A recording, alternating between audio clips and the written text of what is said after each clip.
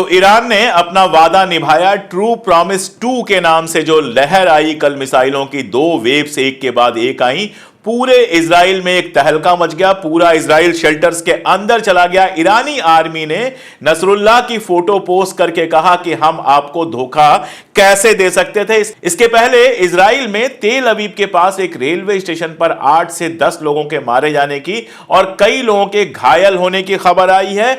जो हमले हुए हैं उनमें 3 एयरबेस तबाह हो गए हैं। और इन सब का असर यह कि जब कल नेतन्याहू बयान दे रहा था तो उसके हाथ कांप रहे थे। फिर शायद कैमरामैन के समझ में आया होगा कि ये कांपते हुए हाथ अगर लाइव में जाएंगे तो बेइज्जती होगी, तो उसको बाकायदा जूम करके हाथ हटा दिया गया। ये और इससे जुड़ी हुई ढेर सारी खबरें लेकर हाजिर हूं, देखते रहिए पूरा वीडियो।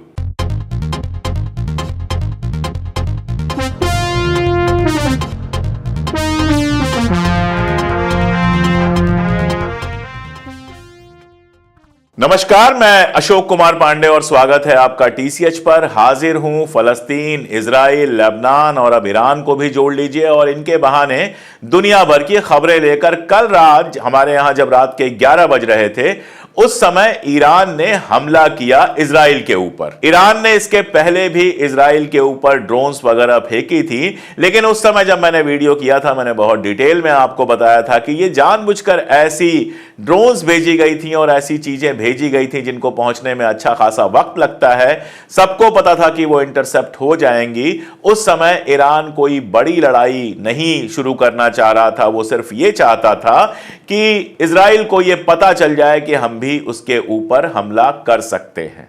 लेकिन इस बार जो मिसाइल्स फेंकी गई हैं वो सुपरसोनिक मिसाइल्स हैं।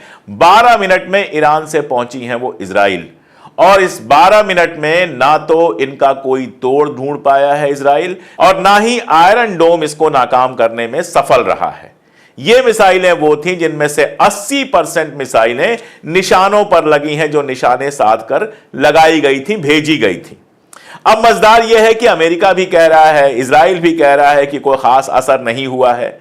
मजेदार यह है कि हमारे देश में बहुत सारे लोग हैं, आईटी सेल के लोग हैं, उसमें से एक साहब जो विधायक है उनका मैं पढ़ रहा था, वो कह रहे हैं मुर्गा छाप ये बम था। ये कुछ वीडियोस आप देख रहे हैं स्क्रीन पर, ये वीडियोस हैं उस बमबारी के बाद इजराइल के लोगों के। रोती हुई महिला दिख रही है, पैनिक में लोग दिख रहे हैं। एक फोटोग्राफ दिख रहा होगा किस तरह से बंकर में लोग छुपे हुए हैं। मुर्गा छाप से बंकर में कोई नहीं छुपता है। आप यहां बैठकर चीयर लीडर बने हुए हैं, वहां क्या चल रहा है इसकी आपको कोई जानकारी नहीं है। जो जानकारियां आ रही हैं वो बेहद इंपॉर्टेंट हैं और गौर से उसको सुनिएगा, क्योंकि उसमें बहुत सारी चीजें ऐसी छुपी हुई हैं जिससे खाड़ी का फ्यूचर तय होगा। पहली बात तो यह कि ईरान ने जो निशाने बनाए थे उसमें किसी रिहायशी इलाके में किसी इमारत को निशाना नहीं बनाया गया था। आप अगर वीडियोस देखेंगे तो मिसाइलें जिस तरह से जमीन पर गिर रही हैं, मिसाइलें जिस तरह से बेसिस पे गिर रही हैं और जिस तरह का इंपैक्ट आ रहा है, अगर उसका निशाना रिहायशी इमारतों को बनाया गया होता तो इजराइल से इस समय लाशों की खबरें आ रही होती। वैसे मैं आपको कई कई बार बता चुका हूं कि इजराइल अपना नुकसान कभी नहीं दिखाता है। उसको लगता है कि अपनी एक इमेज ऐसी बना के रखी जाए कि हमारा तो कोई नुकसान कर ही नहीं सकता है, इसलिए वो लगातार इस तरह की खबरों को कॉन्सील करता है, छुपाता है।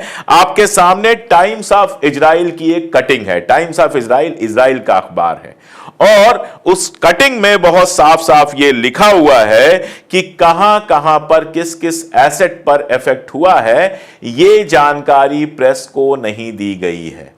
यानी इस हमले में कौन कौन सी जगहों पर हमला हुआ है, क्या क्या नुकसान हुआ है, इसकी जानकारी इजराइल अपने ही प्रेस को नहीं दे रहा है। और आप ये जानते हैं कि वहां पर इंफॉर्मेशन ब्लैकआउट है, जो इंपॉर्टेंट जगहें हैं वहां प्रेस को जाने नहीं दिया जा रहा है। तो सब चंगासी वाला जो फार्मूला है वो इजराइल भी अपनाता है कि बाहर वालों को पता ना चले कि हमारा नुकसान कितना हुआ है। जो मिसाइलें आपने देखी हैं उनका इफेक्ट साफ साफ दिखा है, उठती हुई आग दिखाई दी है और बहुत साफ बात है कि नुकसान तो अच्छा खासा हुआ है।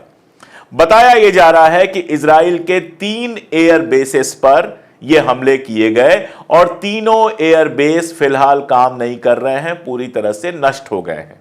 अब ये जो एयर बेस होते हैं वो क्या होते हैं? नेवातिम जैसे एयर बेस है, नेवातिम इजराइल के साउथ में एयर बेस है, और यहां पर अमेरिका के जहाज उतरते हैं जो हथियार लेकर आते हैं, जो बाकी सारी चीजें लेके आते हैं। यानी वो एयर बेस ईरान ने खत्म कर दिया जिससे अमेरिका के हथियार आते थे।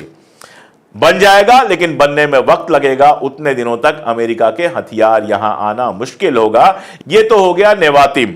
दूसरा जो उन्होंने नष्ट किया है एयरबेस, उसका नाम है तेल नाफ। तेल नाफ तेल अवीव के बेहद करीब है। दरअसल इन हमलों में चाहे वो हिजबुल्लाह का सुबह का हमला कल का रहा हो, चाहे हूथी का हमला रहा हो,